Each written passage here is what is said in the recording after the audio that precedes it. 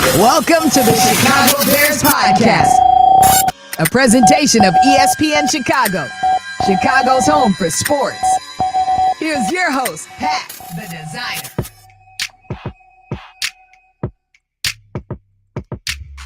Bet on Bears fans, another edition of the Chicago Bears podcast coming your way. This is ESPN Chicago's Hard Knocks Recap, brought to you by ComEd. A lot to get into on episode 3. It's your boy Pat the Designer, and as always, on a Wednesday, joined by the great one, the man, the myth, the legend, the man that's keeping fullbacks alive in the world, ladies and gentlemen. Jason McKie, all the way from Kansas City, which is why it looks like his phone is kicking it under the table. J Mack, what's going on, man? How was the flight, my boy? It was good, man. I'm really finna be a fullback this weekend, man. I'm finna go to all the barbecue spots, man. There's so many spots here. Like there's Gates. There's one place called, I think it's called Q32 or one of them spots. So I'm excited, man. I'm ready to get this pod in, talk about Hard Knocks, but I'm finna go hit up all this barbecue. My guy, that's not called a fullback. That's called a big back. That's different. That's a little bit different. Baby back, rib tip, whatever. I'm indulging in it all this weekend, actually this weekend. No, I say today, this week. Yeah, today. No, I absolutely love it, man. But hey, we got to get into this Hard Knocks episode because we got episode 3 last night. This is something we've been doing every week after the episode. And I mean, listen, another episode of, you got a lot more of the football side of things, which for me as a football, I want to watch Hard Knocks for the football side. It makes me happy. Let's jump into our ComEd electric moment of the episode, brought to you by ComEd. But first, we got to hear from J Mack from a message from our sponsors. Yes, more business across Northern Illinois are partnering with the ComEd Energy Efficiency Program to save on energy costs. Get started with a free ComEd facility assessment to find new ways to control your bottom line. Learn more at ComEd.com, powering biz. Let's get into the ComEd electric moment of the episode. Thank you to ComEd for supporting the show. J Mack, what was your electric moment of the show? I mean, there were so many good moments, I think, in this one. Ton of football moments, which for me, right? I love all the stories. I love the bringing humanizing the players and stuff like that. But as somebody who's watching Hard Knocks for football, I could do without a lot of it. So I feel like episode 1 and 2 was like, tell these stories. This, I got all football. I got plenty of football to be excited about. What was your electric moment of the episode? A couple of them. One football and one non-football, but a football tradition. So I'll go with the first one. Austin Reed, the rookie premier, he sang Keisha Cole's Love. He did a good job, man. He was prepared. He sang it. He broke it down. He even did a mic drop at the end, which I really respected because, it's a tradition in which, rookies got to go do a rookie premiere. They got to put on some type of performance, tell a joke or whatever. And he was well prepared. So anytime that we had rookies like that were prepared and actually really, took advantage of the opportunity, we respected that rookie. So I respect Austin Reed putting on a good performance. He got his whole team involved. He did a good job there. But my football moment was when Coach Flus was on the sideline with Tyson Bagent at practice, right? And he's asking, so what do you see here on this play? And Tyson is really dissecting coverage. He's breaking down like what he sees, but he also breaks down the what ifs, right, from a quarterback standpoint. And I think a lot of people don't understand, what's involved in just one play from a football standpoint, not only at the quarterback position, but in general, right? A lot of people just think we go out there, we're just big guys, it's a physical game, but this game is completely mental. So you see how much the quarterback has to process pre-snap, or as soon as he breaks the huddle, he gets the line of scrimmage, pre-snap, what he has to go through before he actually, that ball gets snapped. So I'm glad they're showing more of those football things and showing what goes on in the mind of a quarterback from a football standpoint in that episode. No, yeah, I love that part. I mean, and it's Flus doing exactly what we saw Nick Saban tell him to do in the first episode, right? It's him going, all right, I understand that. What do you see? What are you seeing? Okay, what do you see right now on this defensively? Oh, I see single high, but they got the safety coming over. And like as he's breaking it down, it's like, okay, this guy has a understanding of the game. Like you said, a cerebral, he understands the cerebral part of the game. Right. And it was cool to see that. I mean, we saw that throughout this episode. Of course, we'll get into some of the other real cerebral moments, but when you look at that moment, when you look at the moment with Caleb Williams, you can tell that there's a different level of preparation coming in for these quarterbacks, and they're just taking it to heart and understanding it. I think that is awesome to see from this Bears group as a whole, and it really, to me, not only shows the development of the quarterbacks, but I feel like it's showing the development of Matt Eberflus as well. Yeah, I think, and when you look at it, right, this episode started with a meeting with Caleb and Flus, right? And Caleb's sitting there. This was after, I think that first meeting they showed was after the Buffalo game, right? So they show it, and Coach Flus is talking to Caleb. What'd you learn from your first, live action? What'd you learn from this experience? The breaking down film and stuff like that. They're going over coverages.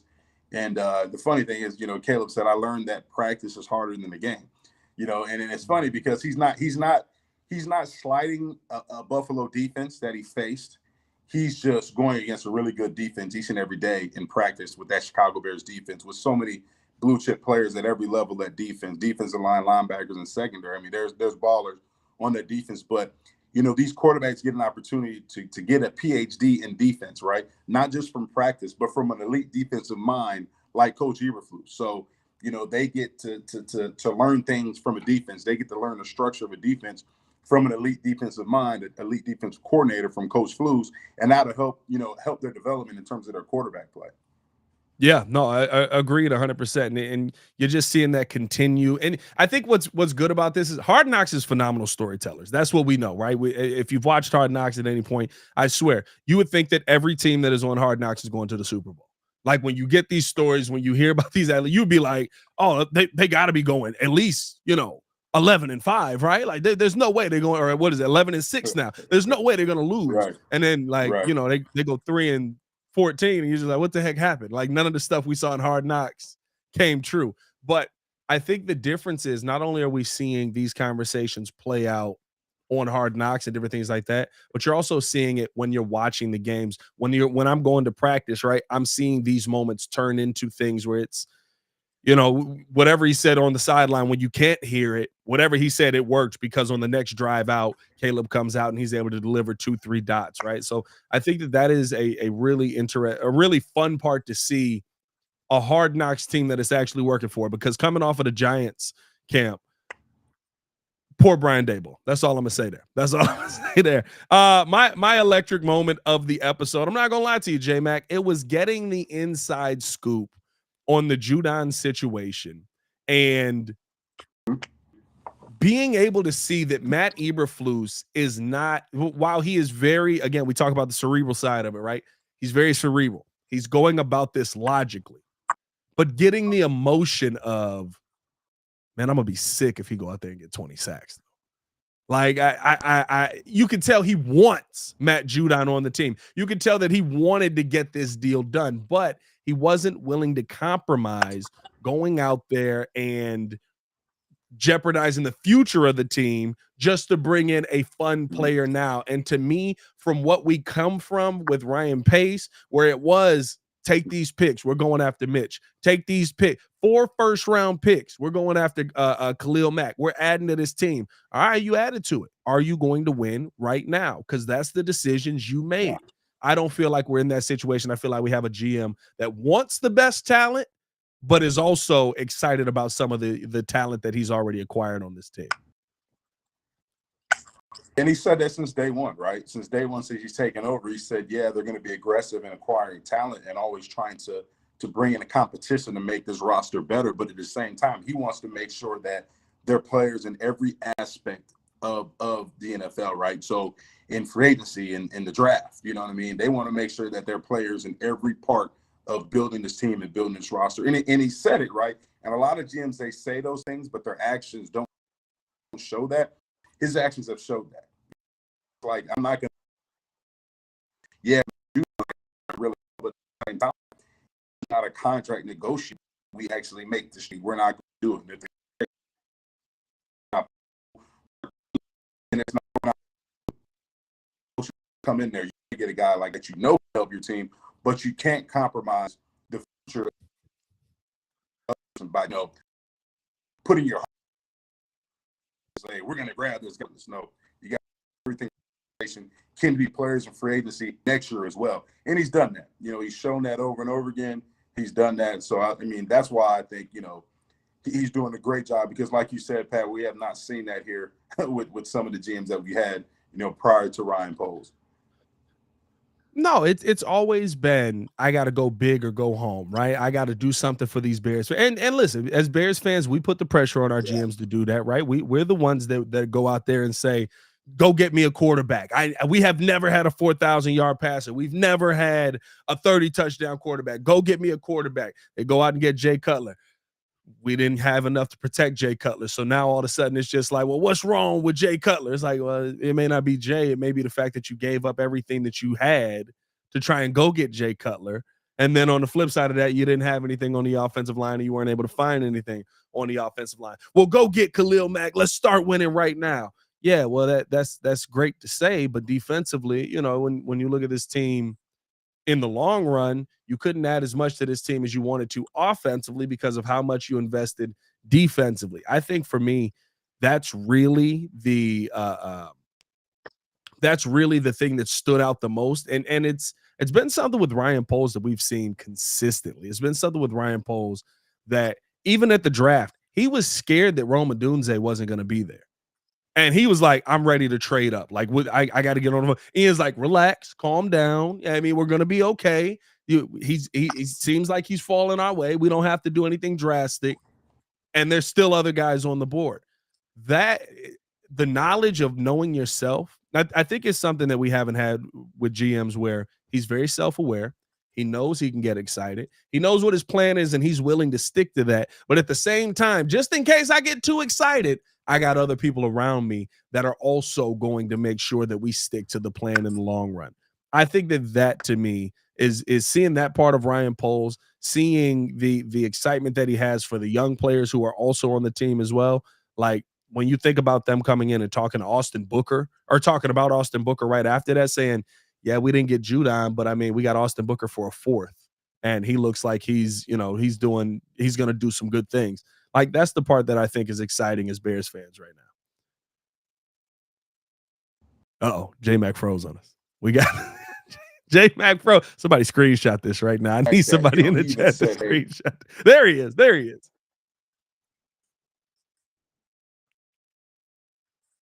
Oh, dang it.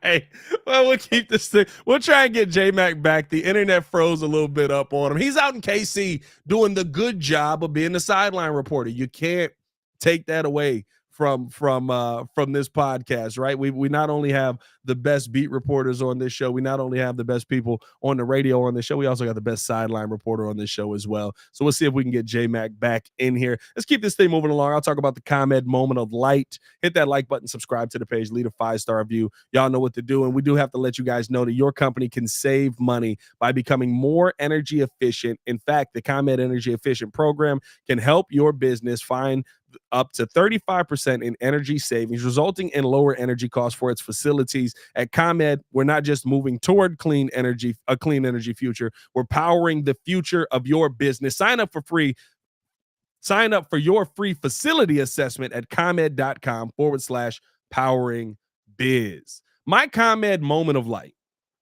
and I think this was a lot of people's moment of light, was Caleb Williams. Because a lot of people looked at the struggles that he had on the first 3 drives and were like, oh God, we're just doing terrible versus the second team defense there. Like, what the heck is happening? Why are we struggling through this? What's going to happen now? Right. Like all of these questions that were coming up on Caleb Williams in a second preseason game, which was hilarious to me as well. But you had all these questions popping up around Caleb Williams. And then you get the moment in Hard Knocks where you basically find out that he was piecing this whole thing together with his headset being messed up the entire time, wasn't getting the full play, wasn't getting the full moment, right? Wasn't getting the full call in there, was just kind of trying to figure it out on the fly. But this is my moment of light, not because, I think that it felt a little pushed. Yeah, I mean, it felt a little pushed. We got J Mack back in here. J Mack, we got that. You good to go? Am I good, man? This is crazy. Hey, man, that's hotel Wi-Fi, baby. Don't feel bad about it. We all know how it goes. You're doing the good job of covering this Bears team on the sideline, dog. No, I was just saying, J Mack, my moment of light was Caleb Williams' headset basically cutting in and out the whole time. Now, as somebody who's always conspiracy theory with the Bears, right? It feels like that was a little bit pushed a little heavy on that, right? Oh, he struggled. Here's why. But there is something to that. But my moment of light is not the fact that he struggled. My moment of light is the fact that through the struggles, through getting just bits and pieces of the play, Caleb Williams was still able to go out there. He was still able to call the play. You saw him multiple times go, don't worry about it. Don't worry about it. We'll figure it out. I'll piece it together. Puts the play together. It doesn't end up working out successfully, but the understanding of the playbook that you have to be able to get part of the play and say, this is probably what they call it. And get everybody organized, get everybody set up, get everybody ready to go offensively, go out there and run a play. That to me was my moment of light because this young man being in the playbook and understanding it to that level is impressive to me at this point. Yeah, I get it. And I don't want to take nothing away from Caleb. Yes, he's a rookie, but you're the franchise quarterback. You got to know the playbook. You got to get guys lined up. Even if it's a veteran like Keenan Allen, who's been in the league for a long time, he's new in the system. You got to get Keenan lined up. You know what I mean? That's your job as a quarterback. You got to know what everybody's doing.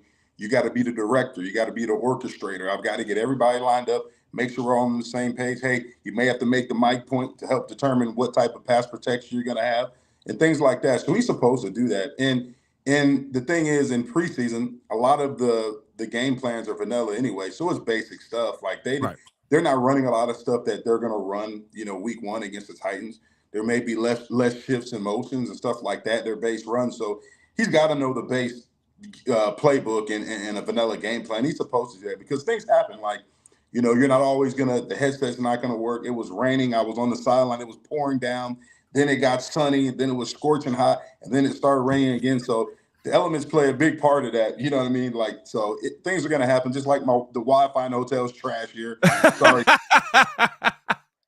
But yeah, things are going to happen. But I would say, my moment of light is, I want to bring light to Tyson Bagent, right? And, I think I want to bring light to his father, Travis Bagent, who I love, who I think he's awesome. I think he needs his own reality show. He is hilarious, man. Like, him talking about it, and I didn't like it, but I thought it was funny because he said, let's take the running backs out of the game. And, I didn't like that part, but at the same, and he said, let's make it all passing. Let's make it all passing. And then they were asking him about, how's Caleb? He's like, oh, Caleb's good. All these guys are good. They're rich. And they all got hot girlfriends. Like, he is a dude's dude, man. Like, I really love Travis Bagent. But I love the fact that Tyson went out there, and he's done that ever since he's been here in Chicago. When given the opportunity, what does he do? He lights it up. We're talking about the light, he lights it up. Like, he went out there, threw for 2 touchdowns, took command of the offense. Yes, there's a base game plan, but he went out there and did exactly what he was supposed to do. You got to go out there and perform. So Tyson Bagent, my moment of light, he's been lighting it up. I'm excited to see what he's going to do here in Kansas City. He's probably going to take majority of the reps. And he said that in the episode too. He was like, hey, I'm not just trying to be a guy in the quarterback room. I'm trying to be a guy. You know what I mean? Like, I'm not just here just to be a backup. Like, I have goals and aspirations as well. So, we'll probably get a half in the game, against Kansas City tomorrow. So I'm excited to see Tyson Bagent go out on the ball. No, man, absolutely. Like, legitimately watching Tyson out there. And I said this today at practice because we were talking about the whole Giants situation and stuff like that. I was like, Tyson Bagent is a better quarterback than a lot of team starters out here right now. There's a confidence in this young man that you don't get in every quarterback. Tyson really believes he could be the starter on this team. You don't get that from everybody. Some guys become the backup. And I thought it was very good in this episode where Tyson was like, I am not just a backup. And I'm not trying to be, what he said, I'm not trying to be a player coach. That's not what my goal is in the NFL. Some dudes are okay with that. Some you see some of these. Who was it? He was a quarterback at Alabama. And he was a really nice quarterback. And I think he backed up, I want to say he backed up Andy Dalton for years in AJ McCarron. It might be AJ McCarron. It's a lot of them Alabama quarterbacks that have been backups, like no disrespect, but it is. I mean, it's it's a bunch of, but the thing too, I like the fact that, they really broke down Tyson's college career. And when you look at how many snaps he's taken at quarterback and how many he threw for over, I think they said 17,000 yards. Like he's seen, like in college, and yes, it's a lower division, right? Shepherd University, right? It's not Alabama, right? It's not, the University of Florida, but at the same time, he's still playing quarterback on a collegiate stage. You know what I mean? So has he seen every look that you can possibly throw at him? No, but he's seen a lot of looks, and he's punished those looks for 17,000 yards. You know what I'm saying? So he's a guy that when you who can learn a system. He showed that he has the mental makeup to be able to understand coverages. He broke that down with Coach Flus. We got a glimpse of that, but he shows you that he's more polished than a lot of rookies that come in this game playing quarterback because he's had 5 years of college and he's had that type of success and he's had so many snaps at quarterback. So in his drive, like his offseason workout's insane. He has the drive, he has the passion, he has the confidence. Grinding my absolute face off. That's what he said. I'm grinding my face. And his dad, it's the pedigree. Like his dad is a world champion arm wrestler. He's borderline like there's something loose up there, but all successful people, they're different. They're different. I'm not gonna lie to you, J Mack. His dad has one of my favorite. I didn't even know until I started watching right after last year. I'm like, okay, I got to see about this guy's dad. His dad's got a moment in a championship to win a championship where you can't tell in the beginning he's toying with this dude, but then the dude almost wins. Oh wow. And then he absolutely pins him. He's like, it's like, you better go now. You better go now. Yeah. Too late. Yeah. Going the other way and pins his arm down. It's just, but it is that it's that mentality, and you can tell Tyson exudes a lot of it, right? It's the mentality of, I'm not out here just to be a guy. I'm out here to be the best guy. And yeah, those guys don't always make it in the NFL. I'm sure there's a lot of guys that had that work ethic that didn't end up being superstars in the league. But do I think that Tyson Bagent can be one of the best 32 quarterbacks in the NFL? I think if given that opportunity, yeah. I think we saw it last year. He came in very poised. He was able to deliver the football against NFL level defenses. Yes, he had his struggles, but you can see how much he's grown in that. I shout out to Bear Force over here. He's like, if someone calls you for a trade for a 4th or 5th rounder, you taking it. I think the fact that you can ask that question tells you that he's one of those guys. And Giants, yes, if you called, I would accept your call. Yeah. I mean, he's putting together, he's showing the ability to be able to play quarterback on this level, despite where he played college ball. And that's what you want to see. The question marks for a guy coming from a smaller division of college football is, is the game too fast? What type of competition is he playing against? Yes, he had all these gaudy stats, 17,000 yards. Who was he doing it against? Who did he do it against? And for him to every time he gets an opportunity to go out there and perform well, to exceed expectations is a credit to his preparation. It's a credit to, his training, his coaching, even in college. And it's just his makeup, man. He's a guy that works hard, that has goals, and that's not going to stop, until he achieves what he wants to achieve. And I think that's why he's going to continue to be successful in this league. He's hungry. He's 100%. Hungry. He's not complacent, and he's not just going to settle just to be a backup in this league. He wants to be a starter, and everybody wants to. If you're in this league, right, if you put in all the work since, whenever you start playing ball, you're one of the best in the world. You're not settling for second best. You're not settling to be mediocre. You want to be the best.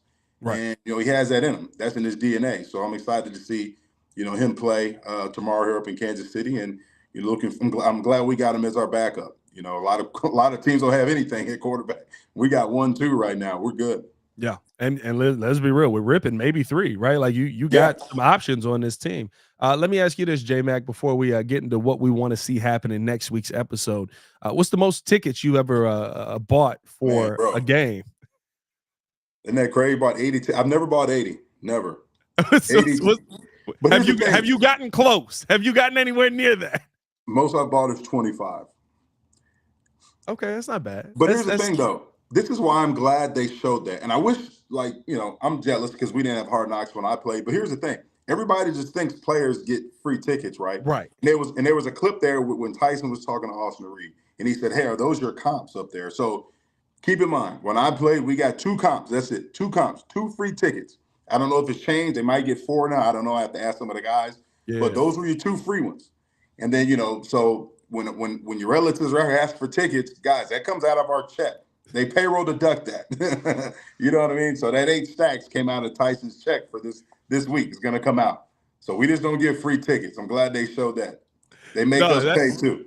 That had me dying too. Because the funny part was, it was like they still were in the 200 level, and it's like, yeah, he up there. Yeah, I mean, hey, fam is up there. Yeah, I mean, I bought 80 tickets. Bro, Matt, if it was lower level, he said it was $100 a ticket, right? Lower level, it's gonna cost you about $150, probably about $200. 200 at least right now for preseason. Oof, I don't know, dog, because that was Caleb Williams' first game. Shoot, you probably talk about 3 something. Well, look here. I got my buddy who lives here. He's a Kansas City police officer, one of my really good friends. I got him 2 tickets. Guess how much they were? $35. I mean, that tells you nobody's playing.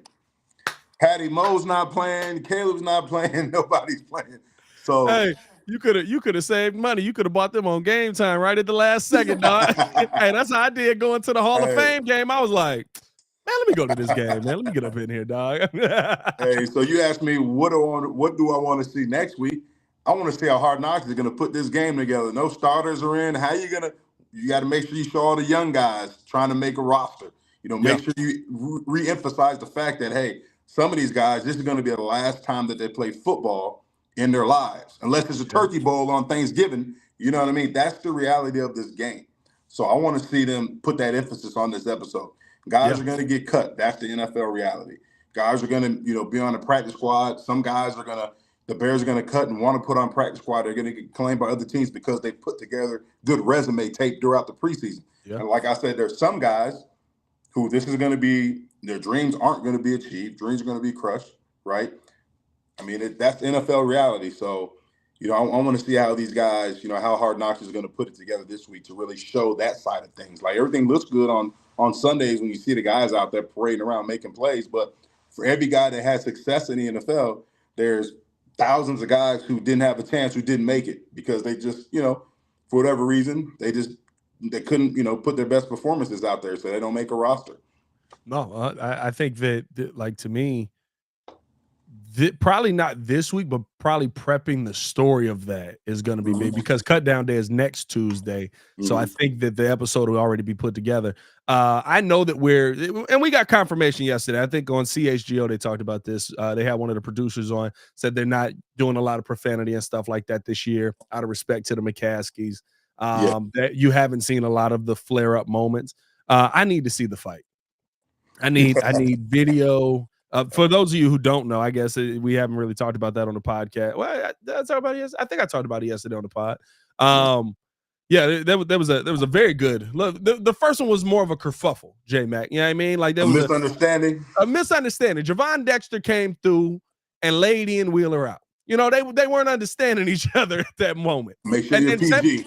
And then Tevin Jenkins had to come through and he had to have a conversation. And I'm gonna tell you this right now: when you got 2 6'6" dudes having a conversation that close, it's kind of scary. And the last person you want to see in there is 5'5" Richard Hightower trying to separate things out there. You know what I'm saying? You're like, come on, baby. Good question. We got to get you away from here now. I'm sitting there watching like, Richard, get out of there, dog. Get out of there. Richard. These guys are 6'6", and you're like this, man. We don't know. Yeah. What are you pushing back, Richard? He was pushing belly buttons, bro. He was pushing belly buttons away. It was a tough situation to see. But after that, right, you're like, all right, cooler heads prevail. Nobody gets into it. Very next play, I think it's TJ Edwards comes in, wraps up Valus in the backfield, and Tremaine Edmonds was like, well, I'll take a piece of that. And just, right, yeah, I mean, like, look, nice football hit. Y'all know, the best part about this is when I told J Mack this, J Mack was like, they made contact. Like, that was his takeaway from it. They're all wearing a marshmallow cap, man. Come on, man. Everybody's good, man. They're wearing the mushroom Super Mario cap. Oh yeah, but off of that one, right? There was a nice little brouhaha, shall we say? Yeah, I mean, there was some hands thrown. Which, why y'all do that, Jay? Man, I gotta ask a football. Why y'all be throwing punches at helmets? Action, man. It's just, I used to grab the face mask and try to reach under and get that's them a good one. The little hockey trick. They pull the jersey and get them. I don't think, what, like you said, though, how much of that is Hard Knocks going to show because the cursing? I don't know. They got to show some of it. Like, that's good content. You got to show some of that. And It was a closed practice, if I'm not mistaken, right, Pat?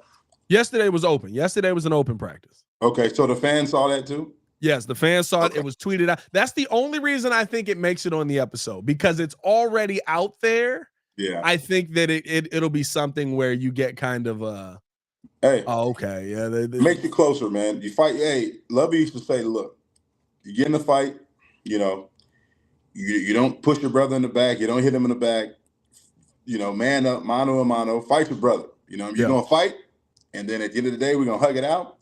And we're gonna go out here to battle with each other. You know what I mean? It makes you closer. We had a bunch of fights. You know, we had y'all seem like the kind of group that has boxing gloves in the locker room. We had a lot of fights, but it made us closer. It made us closer. You know what I mean? A little bloody nose, a little black eye, a little busted lip. You all right? And you still got to go practice. That's the best part about it. You're going to practice. You're going to practice. I love it, man. Hey, I hope to see that next week, though. I hope that we get a breakdown. And you know what? I want to see Flus's reaction to it, because we did get to see Flus say, you know, at the joint practice, if you fight, you will be kicked out. And what I love about it is, it's not you gonna be kicked out and you going home. It's you gonna get kicked out and go work. You going over there to look. It was pouring down rain, so I was at that joint practice. I'm right on the sideline. Right? And it was pouring down. So, I mean, if you would have fought, he didn't, you know, he kicks you out, you go home. He's doing you a favor. You're getting out the rain. I ain't got to do nothing else. I'm going home. Right. No, like, I'm glad the fact, no, you're going to leave and you're going to go work, because we're out here in the rain. You know what I mean? But at the same time, that was, you know, you saw that, you know, well, they didn't show, I don't think they showed, a couple of guys got injured from Cincinnati in that. No, they didn't. They didn't show that part. So, and I was at the practice. That's why I know about it. Couple guys got hurt, which was unfortunate. But at the same time, I mean, that's football. And I think that I love the fact that they show, and they've shown throughout all these episodes, right, Coach Flus's personality as a coach, right? And everybody talks about, oh, he's a player's coach, right? Everybody throws that term out there, okay? You see Coach Flus as a player's coach, right? He's close to his players. He cares about his players. He's giving them all nicknames. He's interacting with them. You know what I mean? Like, everybody has a nickname. You know, except for Tory Taylor. He didn't give Tory Taylor a nickname. Talked about it in this episode. But, you know, he's a player's coach. He cares about his guys. You know, he cares about them as people, not just players. And that's the type of interaction and I'm a head coach, high school head coach, and I'm the same way with my kids. And, you know, when a player sees that you care about him as not just a football player, he's going to give you his all. You know, he's going to run through a brick wall for you. You know what I mean? I would have loved to play for Coach Flus, because he has that type of personality. And I'm glad they're showing that on Hard Knocks so people can see it. Because can you see me, Pat? There you go. You back? Yes, no, maybe so. I see you. Oh boy. Oh, he had a good run. He had a great run.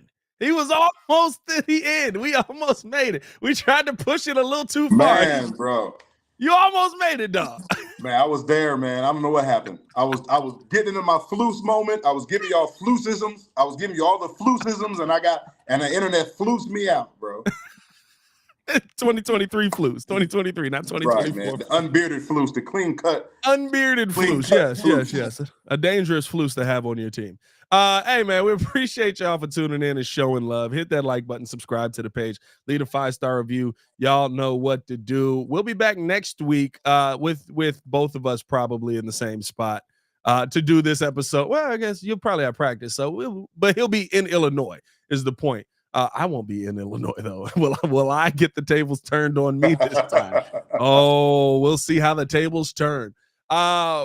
Stay tuned in with us. Hit that like button, subscribe to the page. Thank you to ComEd for sponsoring this segment of the podcast. ComEd, always keeping energy clean. Appreciate them for everything that they do, man.